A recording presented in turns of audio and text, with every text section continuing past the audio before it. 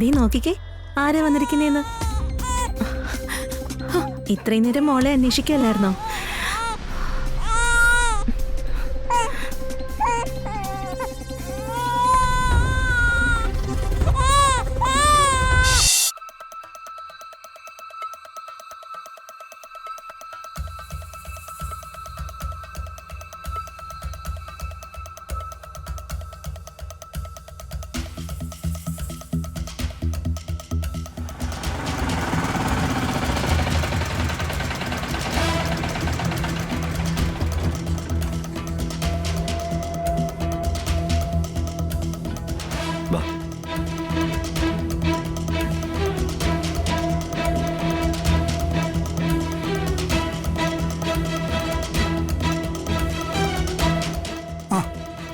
എത്ര നേരമാടാ ഇവിടെ നോക്കി നിൽക്കുന്നു?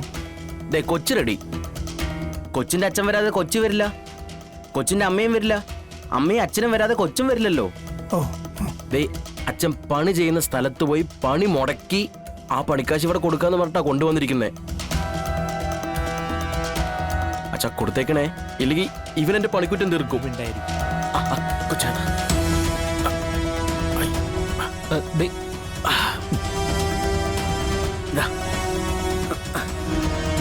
വേഗം കാണിച്ചിട്ട് വേഗം തിരിച്ചു കൊണ്ടുപോവാ. അതെ, ഇവരെയും കൊണ്ട് ശാരികയുടെ മുന്നിലേക്ക് ചെല്ലാൻ പറ്റില്ലല്ലോ. വേണ്ട, ഞാൻ ഇവരെയും കൊണ്ട് ഇവിടെ നിൽക്കാം.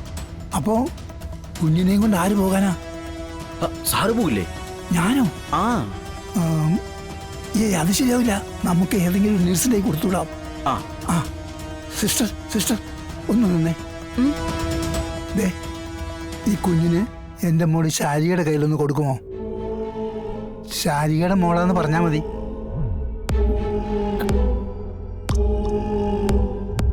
ശാരികച്ചിയുടെ മോളാണോ ഇത്? അതെ, സ്വന്തം മോള്. അച്ഛനും വരില്ലേ? ഞാൻ വന്നോളാം. എങ്കി വരൂ. ഞാൻ വരാം.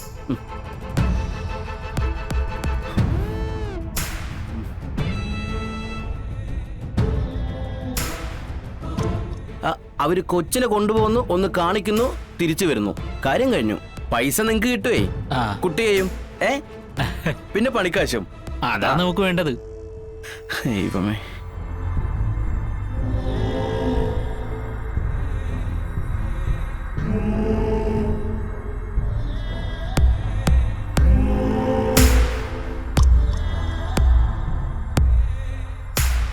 നീ നോക്കിക്കേ ആരാ വന്നിരിക്കുന്നേന്ന്.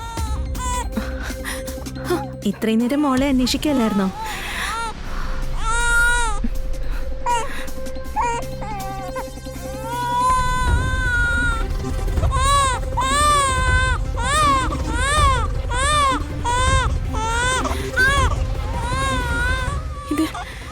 ഇതേതാ കുഞ്ഞ്? അതിനിത് ചേച്ചിയുടെ കുഞ്ഞല്ലേ? അല്ല, ഇതെന്റെ മോളല്ല. ചേച്ചിയുടെ അച്ഛൻ തന്നെയാ മോളെ എന്റെ കയ്യിൽ തന്നത്. ചേച്ചിയുടെ കുഞ്ഞാണെന്ന് പറയുകയും ചെയ്തായിരുന്നു. എന്റെ മോളെവിടെ? മോളെ, അത് പിന്നെ എന്റെ മോൾ എവിടെയാന്നാ ചോദിച്ചേ.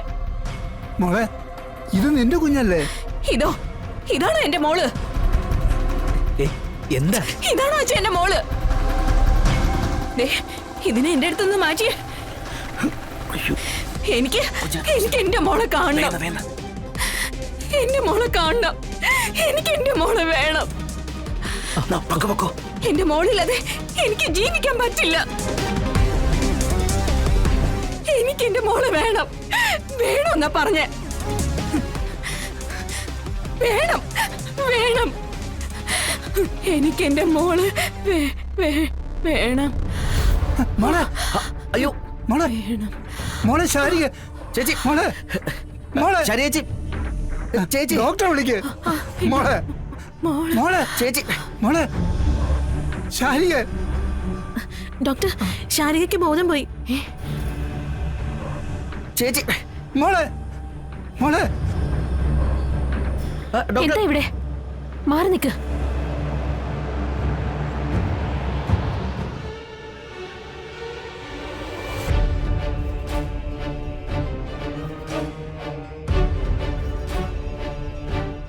എന്താ ശാരികയ്ക്ക് സംഭവിച്ചത്? അത് പിന്നെ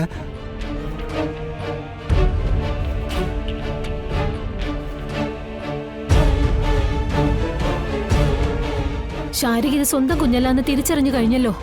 ഇനി ചെയ്യാൻ പറ്റുന്ന ഏക കാര്യം ശാരികയുടെ യഥാർത്ഥ കുഞ്ഞിനെ കണ്ടുപിടിച്ചു കൊണ്ടുവന്ന് കാണിക്കാന്നുള്ളതാ. ഇനി അതേ ചെയ്യാനുള്ളൂ.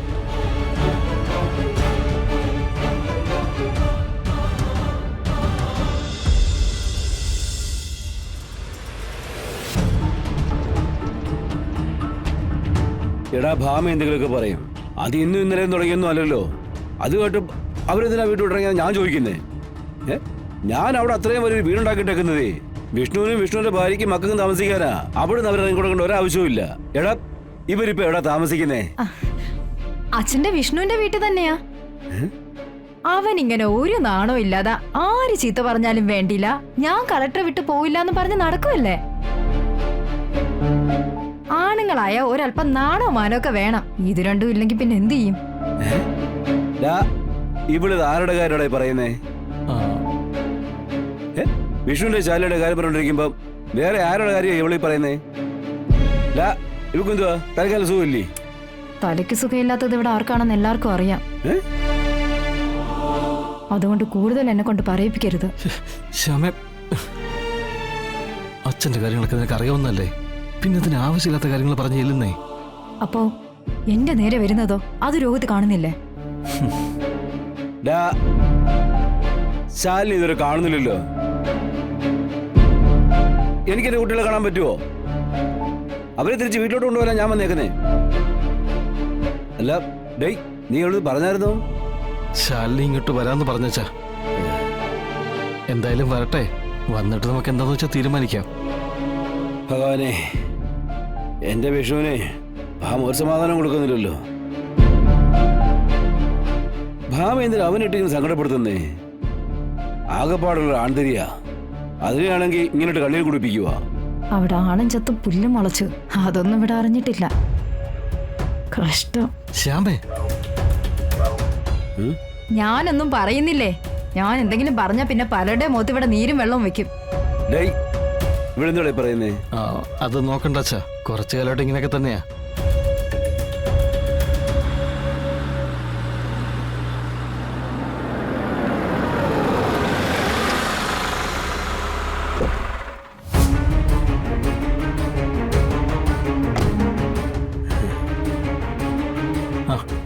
ശാലിനി വന്നല്ലോ അച്ഛാ.